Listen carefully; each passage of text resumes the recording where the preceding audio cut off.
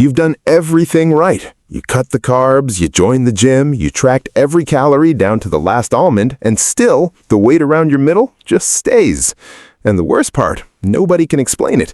Your doctor says eat less, move more, your fitness app tells you to hit 10,000 steps, and the internet serves you another 5-day detox that does nothing but leave you feeling like the problem is you. But I need to tell you something, and this is exactly why this video exists. That stubborn fat around your midsection is not a food problem. It is not a willpower problem. It is a survival signal, and your body is broadcasting it 24 hours a day. Until you address that signal at its source, nothing else will work. Not the diet, not the gym, nothing. Here at VitaWave, health is not a destination, it's a rhythm you learn to ride. We don't just treat symptoms, we decode your biological waves to turn back the clock from the inside out. I'm Dr. Elias Site, and what I'm going to share with you in this video is a specific 3-step protocol I've developed after years at the intersection of stress biology and metabolic function, designed to flip your body from fat storage mode to fat burning mode by targeting one hidden hormonal trigger that almost no one is talking about.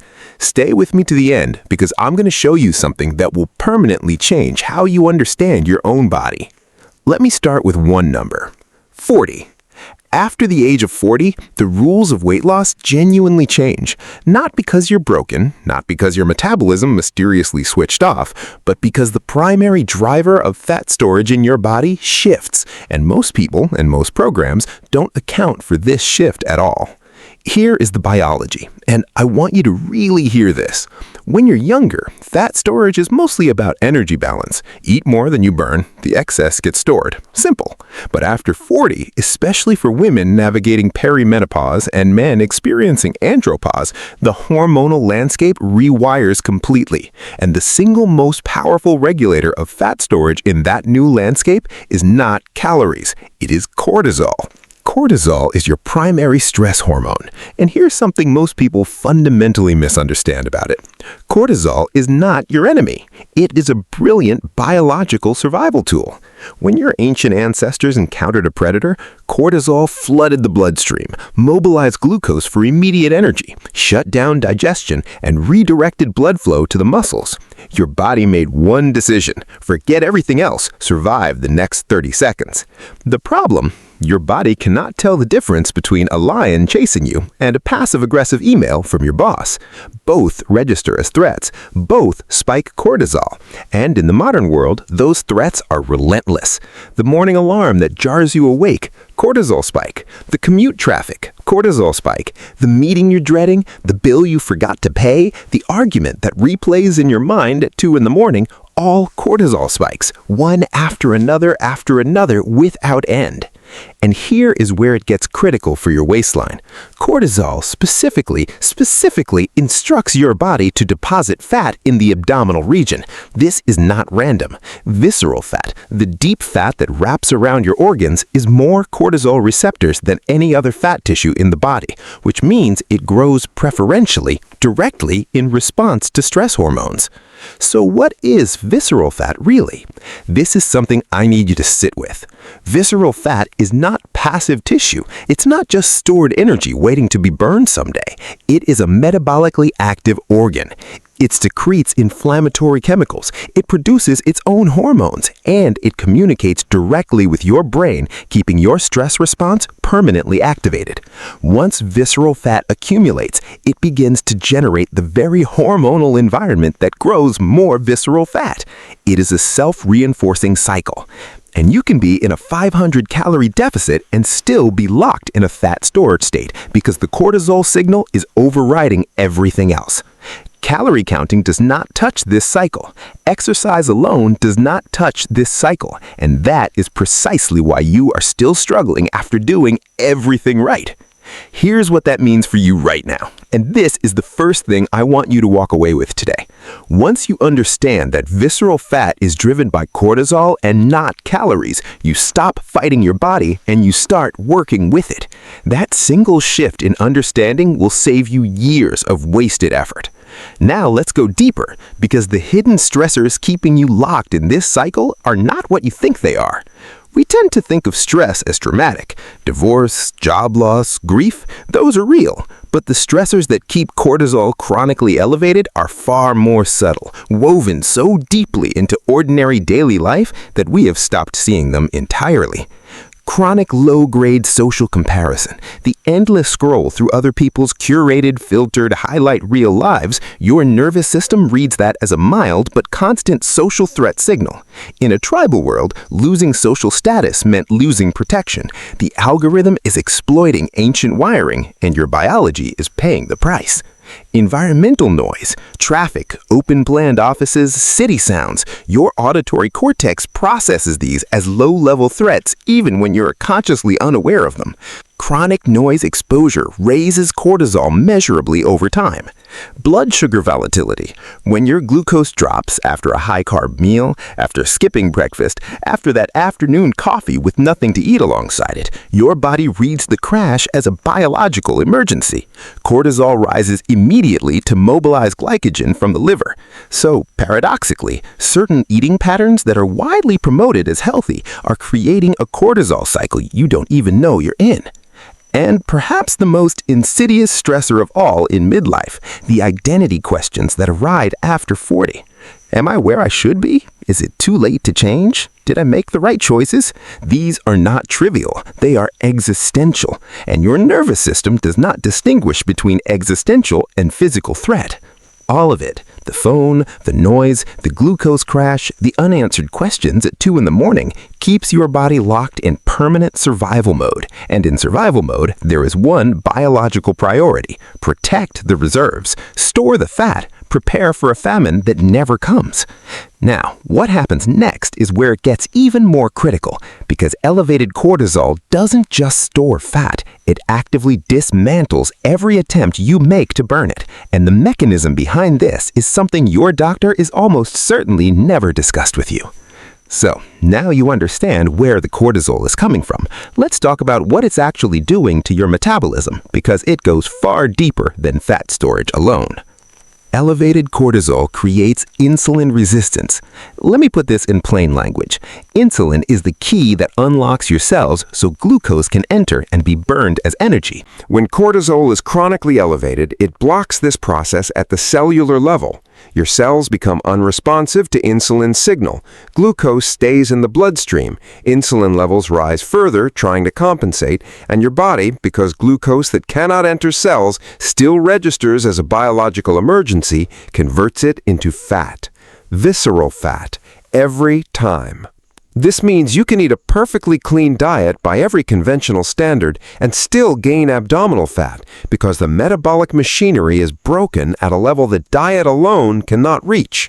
Now, let's talk about sleep, because this is the piece that changes everything and almost nobody connects it. One night of poor sleep, just one, raises cortisol by approximately 30% the following day. Not after weeks of disruption, immediately, one night. And when cortisol is 30% higher, insulin resistance increases, your hunger hormone ghrelin spikes dramatically, and your satiety hormone leptin drops. Your body is simultaneously storing more fat, demanding more food, and telling you it is never full, all from a single bad night's sleep. I want to tell you about someone I'll call Marcus. 47 years old, regional manager, 2 kids in high school, a marriage under real pressure, a body that had been reliable his entire adult life until one day it simply wasn't.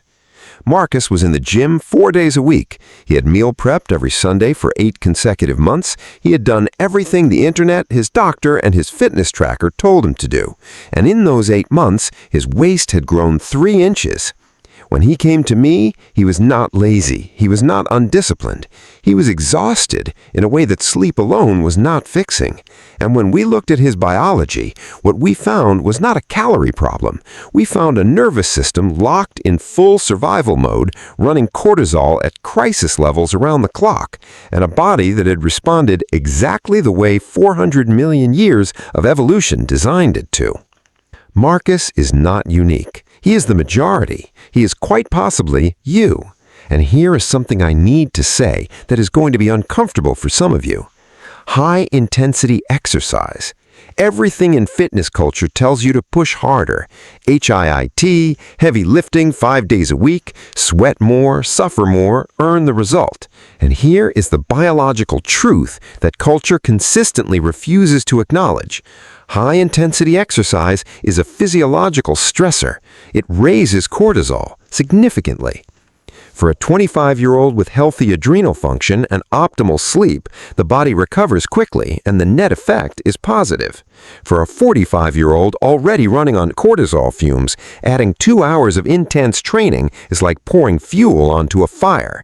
You are adding biological stress to a system that is already overwhelmed. I have seen this pattern more times than I can count. Someone decides to make a real change. They train hard. The first 2 weeks, some water drops. The endorphins feel encouraging. Then the body adapts. Cortisol increases further. Inflammation rises. Sleep deteriorates. The weight returns to the midsection, sometimes more than before. And the person concludes they simply don't have the willpower to succeed. That conclusion is wrong. The effort was never the problem. The biological environment was the problem. Here's what this means for you right now. Every hour of high-intensity training you add while cortisol is dysregulated is not neutral. It is working against your goal. The path forward is not harder. It is fundamentally smarter. And it starts with 3 specific steps. I've been building to this. Everything I've described, the cortisol cycle, the insulin resistance, the sleep cascade, the exercise trap, all of it has one elegant solution. 3 steps, each one targeting a specific mechanism, and the first one takes less than 60 seconds each morning. The V-FAT protocol. 3 steps, each one targeting a specific link in the cortisol visceral fat chain. Together, they shift your body's biological default. And before we go through each one, if what you're hearing today is landing for the first time, if you're recognizing your own experience in what I'm describing, hit subscribe right now, because next week I'm breaking down the exact meal timing map that pairs with this protocol for compounded results in the first 30 days. You don't want to miss it. Now, step 1. The cortisol timing reset. Here is something most people don't know. Cortisol is not constant throughout the day. It has a natural rhythm called the cortisol awakening response. In a healthy, well-regulated nervous system, cortisol peaks sharply within 30 minutes of waking, then declines steadily throughout the day, reaching its lowest point in the late evening to allow sleep onset. When you're in chronic stress overload, this rhythm flattens. Cortisol stays elevated through the day and often spikes again in the late afternoon, precisely when it should be declining. Resetting this rhythm depends almost entirely on what you do in the first 60 minutes after waking and in that 2 to 4 in the afternoon window. Morning. Do not check your phone for the first 30 minutes after waking. I understand this feels radical, but your brain in the first 30 minutes post-waking is in a uniquely receptive neurological state. Cortisol is at its natural daily peak, and the prefrontal cortex is not yet fully online. Flooding that state with notifications, news, and social media is pouring stress signals directly into an open biological wound. Instead, natural light exposure within 10 minutes of waking. Step outside or stand by a window. This anchors your cortisol rhythm to your natural light-dark cycle and initiates the daily decline earlier. Then a protein-forward breakfast within 45 minutes. This stabilizes blood sugar and prevents the glucose crash that triggers a secondary cortisol spike before 10 a.m. Afternoon. Between 2 and 4, your cortisol naturally wants to dip. Most people fight this with caffeine. Caffeine at this hour extends cortisol elevation directly into the evening, sabotaging sleep quality at its source. Instead, use this window for the most gentle and restorative activity possible. A 15-minute walk outside, 5 minutes sitting without a screen. You're working with your body's own biochemistry rather than overriding it. This one change alone, aligning your daily inputs with your natural cortisol curve, can reduce average daily cortisol measurably within 2 weeks. The nutritional timing window. This is not about what you eat, it is entirely about when. The single most powerful driver of visceral fat accumulation that most people have never been told about is this combination: elevated cortisol and consumed carbohydrates in the evening hours. When cortisol is high and you eat carbohydrates, the insulin response is amplified beyond normal. And because cells are naturally more insulin resistant in the evening, this is a biological circadian effect built into the architecture of your metabolism, not a personal failure. More of that glucose gets converted directly to fat, visceral fat, while you sleep. The fix is elegantly simple. Front-load your carbohydrates. Eat your complex carbohydrates, whole grains, legumes, starchy vegetables in the morning and at lunch when cortisol is higher and insulin sensitivity is at its best. By dinner, shift entirely to protein, healthy fats, and non-starchy vegetables. Your body will have everything it needs, but you have removed the cortisol-carbohydrate combination that is actively building visceral fat overnight. One additional note: eat your last meal at least 3 hours before sleep. This allows insulin to fully clear before bed, protecting sleep quality and preserving the overnight growth hormone release that is your body's primary fat-burning signal during rest. The evening nervous system reset. This is the non-negotiable: 10 minutes every single night. Your autonomic nervous system operates in two fundamental modes: sympathetic, the survival state, cortisol-driven, fat-storing, always scanning for threat, and parasympathetic, the rest and repair state, growth-oriented, fat-burning, where cellular regeneration happens. Most people in midlife are locked in sympathetic dominance around the clock. This practice is a direct intervention to change that. Here is the exact practice. Sit or lie down in a dim or dark room. No screens. Place one hand on your chest and one on your belly. Inhale slowly through your nose for 4 counts. Feel your belly rise, not your chest. Hold for 4 counts. Exhale through your mouth for 8 counts. The extended exhale is the critical mechanism. It activates the vagus nerve, the primary pathway of the parasympathetic nervous system, and directly signals the body to reduce cortisol production. 10 rounds, approximately 8 to 10 minutes. Physiologically, this practice lowers cortisol, raises heart rate variability, which is a direct clinical measure of nervous system resilience, and shifts your cellular environment from storage mode to regeneration mode. Over time, consistent vagal activation literally remodels your stress response architecture, raising the threshold at which cortisol is triggered in the first place. This is not meditation for the sake of relaxation. This is targeted neurological intervention, biology first, mechanism backed, and 10 minutes a night. Now, those 3 steps form the core protocol, but there are specific accelerators that multiply what the protocol does, and the first one costs less than $20 a month. The protocol works, these accelerators make it work faster.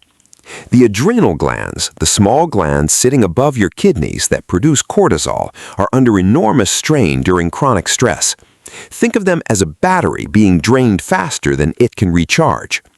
2 categories of compounds directly buffer that drain. Adaptogens are a class of botanicals shown in clinical research to modulate the stress response, helping your body produce cortisol when genuinely needed and dampen it when it is not. Ashwagandha is the most studied. In multiple randomized controlled trials, it reduced cortisol levels by between 20 and 30% over 8 weeks in chronically stressed adults. Not marginally, 20 to 30%. Rhodiola is particularly effective for the kind of sustained mental fatigue that drives the afternoon cortisol spike. Minerals are equally critical and dramatically underaddressed.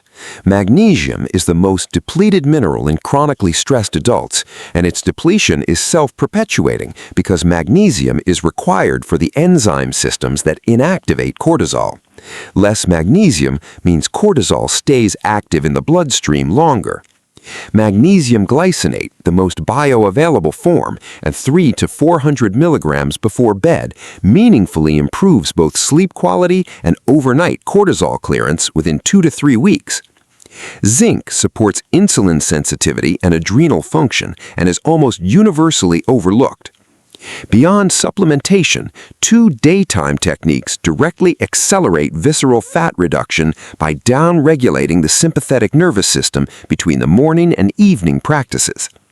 Cold water face immersion. Splashing cold water on your face or submerging your face in a bowl of cold water for 30 seconds activates the mammalian dive reflex, one of the most powerful vagal stimulation mechanisms in the human body.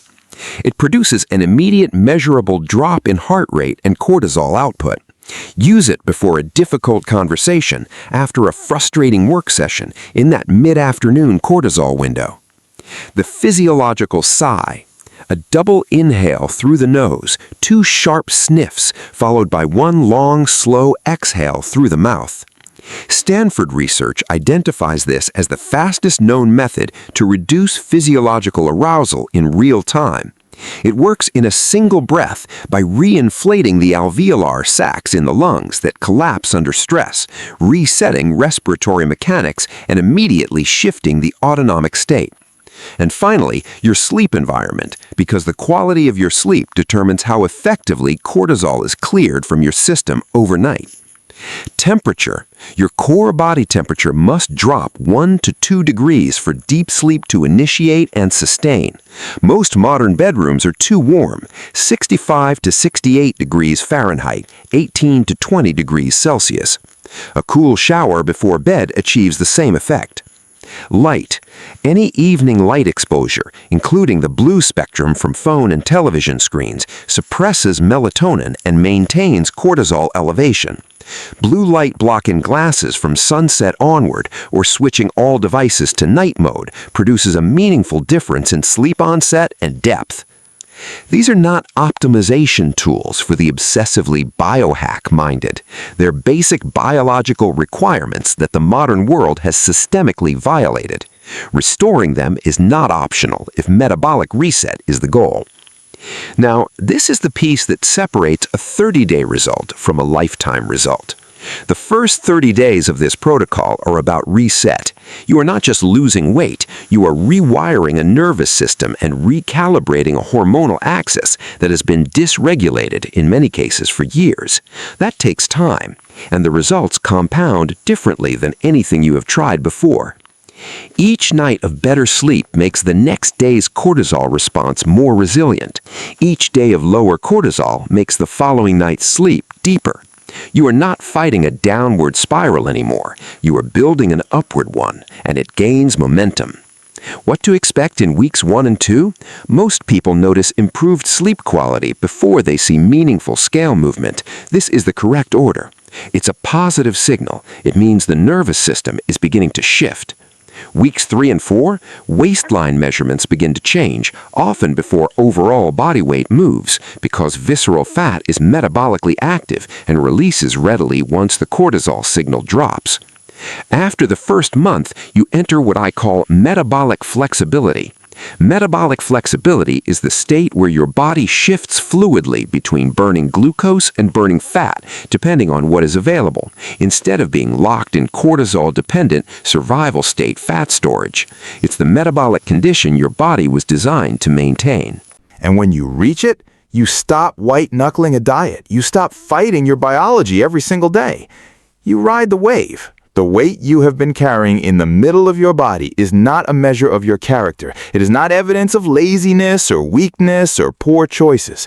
It is your nervous system doing exactly what 400 million years of evolution designed it to do, protecting you from a world it still perceives as dangerous, even when you are completely safe. You were never the problem. The signal was the problem, and now you know how to change the signal. Before we close, I want to give you one more tool, because even in a healthy metabolic state, life will deliver stress. What we are building here is resilience, not immunity. And the following 3 signals appear in your body before any change shows up on the scale.